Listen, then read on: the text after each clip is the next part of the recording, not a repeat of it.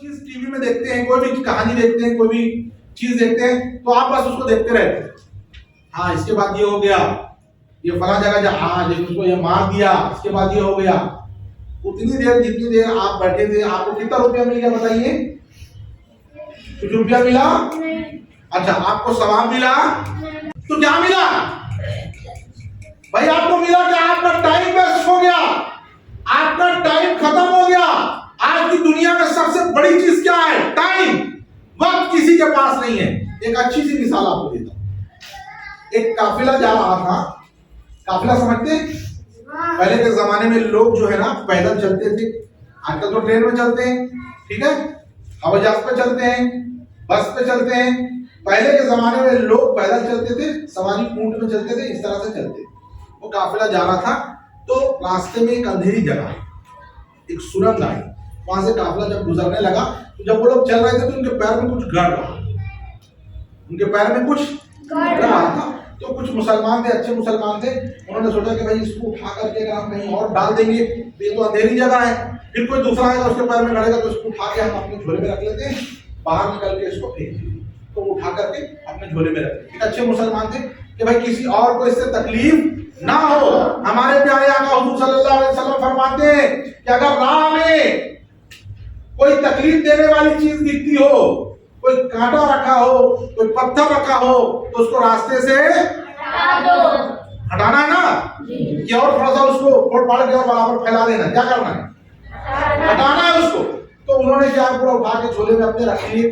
پھر کچھ اور مسلمان تھے جو تھوڑا اتنے مضبوط نہیں تھے تو انہوں نے بولا کہ بھائی ہم تو زیادہ نہیں اٹھا پائیں گے، ہم تھوڑا سا اٹھا لیں. پھر کچھ اور تھے وہ بولے ہم کو کیا کرنا ہے، ہم تو گزر گئے، تھوڑا بڑا پیر میں گڑے گا، باہر نکل کے باہر بات کا بعد میں دیکھیں گے، ہم کو لوگوں سے کیا کرنا. سب کے سب باہر نکل گئے. باہر نکلنے کے بعد جھولے کو نکالے، جھولے کو کھولے، کاہے کے لیے؟ پھینکنے کے لیے. جب کھولے تو چمک رہا تھا.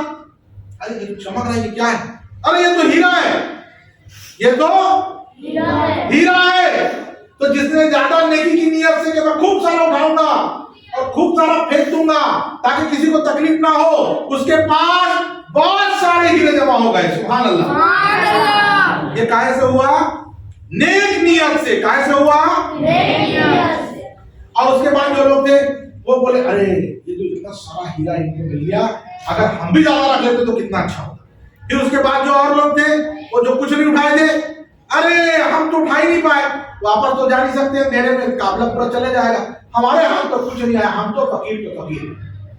تو اس لیے ہمیشہ یاد رکھیے زندگی میں جب موقع ملے نیکی کرنے کا آپ ضرور نیکی کر لیجئے. اس کا صلہ آپ کو دنیا میں بھی ملے گا اور آخرت میں بھی ملے گا.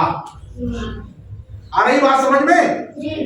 تو آپ کی زندگی ہے، آپ کی زندگی میں آپ اچھے اچھے موتی چن لیجئے، ہر نیک کام کر لیجئے، نماز پڑھ کے دیکھ لیجئے. ابھی آپ لوگوں نے بتایا کتنے وقت کی نماز بتائی مجھے آپ نے؟ اس کے علاوہ بھی نماز ہوتی ہے، آپ کو پتا ہے؟ اچھا یہ بتائیے کون سی ہوتی ہے؟ تہجد کی نماز ہوتی ہے. کون سی نماز ہوتی ہے؟ یہ کب پڑھی جاتی ہے؟ صبح صادق سے پہلے. آپ نے کبھی پڑھی ہے؟ اب پڑھنے کی نیت کر لیجئے، انشاءاللہ ہم لوگ تہجد بھی پڑھیں گے. کہیے انشاءاللہ.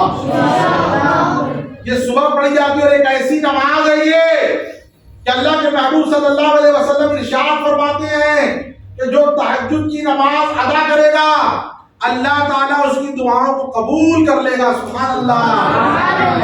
آپ لوگ چاہتے ہیں کہ آپ کی دعا قبول ہو جائے؟ آپ چاہتے ہیں کہ آپ جب دعا کریں اللہ تعالیٰ آپ کی دعا قبول کر لے تو آپ کو کون سی نماز پڑھنی پڑے گی؟ تہجد کی نماز پڑھنی پڑے گی. چلیے پھر اس کے بعد صبح ہو گئی. صبح ہونے کے بعد آپ نے جب صبح ہونے سے پہلے آپ نے کون سی نماز پڑھی؟ صبح صادق میں فجر کی پڑھی. فجر کی پڑھنے کے بعد آپ جب وہاں سے باہر نکلے یا مسجد میں بیٹھے اور سورج تھوڑا سا اگنا شروع ہو گیا تو اب کون سی نماز کا وقت ہو گیا؟ اشراق. کون سی نماز کا وقت ہو گیا؟ اشراق کی نماز. کون سی نماز؟ یہ بھی پڑھیے، اس میں بھی برکت ہے. پھر سورج اور اوپر ہو گیا، بلند ہو گیا سورج، دھوپ آنے لگ گئی ہے بڑھیا سے، تو پھر ایک نماز کا وقت آ گیا. کون سی نماز؟ چاشت. آپ نے نہیں سنا ہوگا اس لیے میں بتا رہا ہوں. تہجد، اشراق، چاشت. اس کے بعد پھر جب مغرب کی آپ نماز پڑھیں گے تو مغرب کی نماز کے بعد ایک اور نماز کا وقت آ جائے گا، اس کا نام ہے اوابین. کیا نام ہے؟ اوابین. آج سے پہلے کبھی سنا ہے؟ لیکن آپ یہاں پر آئے تو آپ 4 نئی اور نمازوں کے بارے میں جان گئے. کہیے سبحان اللہ. تو آپ تو ایسے ہو گئے جیسے وہ قافلہ جا رہا تھا اور موتی اس نے اٹھا لیا. آپ تو ویسے ہو گئے، آپ کے پاس تو موتی آ گئے ماشاءاللہ. جو میں بول رہا ہوں وہ سمجھ میں آ رہا ہے کہ نہیں آ رہا؟ تو آپ کو برے لوگوں سے صحبت نہیں کرنی ہے، برے لوگوں سے دوستی نہیں کرنی ہے، نیکیوں والے آپ کو کام کرنا ہے. اور آپ اگر مدرسے میں رہتے ہیں تو آپ کو سب سے پہلے کس کی بات ماننی ہے؟ اپنے استاد کی. کس کی؟ اور کس کی بات نہیں ماننی ہے؟ جو برا ساتھی ہے اس کی بات نہیں ماننی، شیطان کی بات نہیں ماننی. آپ گھر میں رہتے تو آپ کو کس کی بات ماننی ہے؟ اپنے والدین کی، اپنے پیرنٹس. اچھا، آپ کا سب سے اچھا دوست کون ہے؟ پیرنٹس. آپ کا سب سے اچھا دوست کون ہے؟ آپ کے والدین. آپ کا ایک دوست ہے، مثال کے طور پہ آپ کی ناک نکل جائے، مثال کے طور پہ یہاں سے ناک بہنے لگے تو آپ کا دوست بولے گا اچھی کیسا تھا ناک چل. لیکن آپ کی امی بولے گی؟ کبھی نہیں بولے گی. وہ بولے گی بیٹا صاف. اور آپ نہیں کر پاؤ گے تو رومال نکالے گی، آپ کی ناک خود صاف کر دے گی آپ کی. کیوں؟ کیونکہ آپ کی امی آپ کے سب سے اچھی دوست ہے، سب سے زیادہ پیار کرنے والی ہے. آپ کے ابو آپ کو سب سے زیادہ پیار کرنے والے. آپ کے استاد اگر آپ مدرسے میں پڑھتے ہیں سب سے زیادہ پیار محبت وہی کرنے والے. اگر آپ کو کوئی آنکھ دکھا دے گا تو اس کے سامنے کون کھڑا ہوگا؟ آپ کے استاد کھڑے. تو آپ کو اپنے استاد کا کیا کرنا ہے؟ احترام کرنا ہے، عزت کرنا ہے. استاد کے سامنے اور ماں باپ کے سامنے کھڑے ہونے کا طریقہ جانتے ہیں آپ کو ہاتھ باندھ کے نظر جھکا کے اس طرح کھڑے ہونا، ایسا اس طریقے سے. اور وہ جو بات بولے اس کو پوری غور سے سننا ہے. یہ نہیں ہم لوگ کیا کرتے ہیں، امی بول رہی ہیں بیٹا فلاں ادھر آؤ، ارے رکو نا جی ابھی 2 منٹ رکیے، ابھی میں اپنا کام کر رہا ہوں. کیا یہ اچھی بات ہے؟ کیا ایسا کرنا چاہیے؟ سب سے پہلے آپ کو اپنی ماں کی بات سننی ہے. حدیث پاک میں آتا ہے، حضور پاک صلی اللہ علیہ وسلم فرماتے ہیں تم نفل کی نماز پڑھ رہے ہو، نفل نماز پڑھ رہے ہو، نیت باندھ لی ہو، اور اگر تمہاری ماں تم کو آواز دے دے، کہیے سبحان اللہ، تمہاری ماں تم کو آواز دے دے فلاں ادھر آ جاؤ، تو نیت توڑ دو، نماز توڑ دو نفل کی، اور ماں کے پاس پہنچ جاؤ. سبحان اللہ. ماں کی بات سنو، ماں کی بات سننے کے بعد واپس آؤ اور اس نماز کو پھر سے پڑھو. یہ کس کے لیے ہے؟ امی کے لیے.